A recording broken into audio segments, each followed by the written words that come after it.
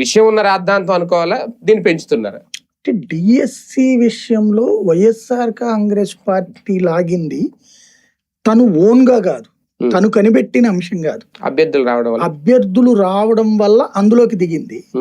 ఇప్పుడు వీళ్ళది ఎలాగంటే అనుకోకుండా లభించినటువంటి ఒక పాయింట్. ఇప్పుడు పొగాకు రైతులు వీళ్ళ దగ్గరకు వస్తేనే వెళ్ళాడు జగన్, లేదా మామిడి రైతులు వీళ్ళని అడిగిన తర్వాతనే వెళ్ళాడు జగన్, ఆక్వా రైతులదైనా ఇట్లాంటివి.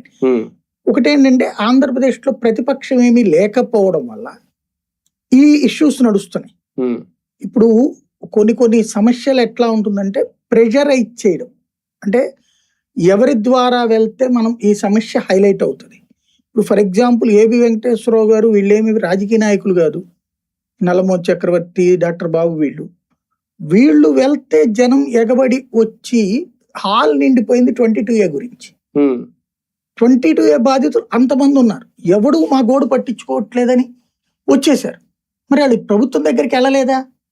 వీళ్ళు చెప్పే సోమవారం మీటింగులకు పోతున్నారు, కలెక్టర్ని కలుస్తున్నారు, ఆర్డీఓని కలుస్తున్నారు, ఎప్పటికీ సమస్య పరిష్కారం కావట్లా. చంద్రబాబు గారి దగ్గరికి వస్తున్నారు, తెలుగుదేశం కార్యాలయం దగ్గరికి వస్తున్నారు, జనసేన కార్యాలయం దగ్గరికి, బీజేపీ కార్యాలయం కూడా ఏం చెప్పింది? రెవెన్యూ సమస్యలే బోల్డ్ వస్తున్నాయి. ఏంది రెవెన్యూ సమస్య అనేది పదం వాడుతున్నారు, హైయెస్ట్ 22A గోల్ మరి పట్టించుకోవట్లేదు ప్రభుత్వం. అంటే దాన్ని పరిష్కరించాలన్న చిత్తశుద్ధితో కూడిన ఆలోచన ఇంతవరకు చేయట్లేదు స్వయంగా చంద్రబాబు గారు.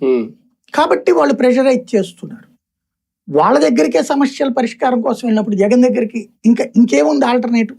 ఆంధ్రాలో డిఎస్సి బాధితులు ఈ తమ బయట చెప్తే ప్రింట్ మీడియా, ఎలక్ట్రానిక్ మీడియా ఇవాళ అటా ఇటా అన్నట్లుంది. ఇటు మీడియా పట్టించుకోరా, రాయిలా. ఎందుకని?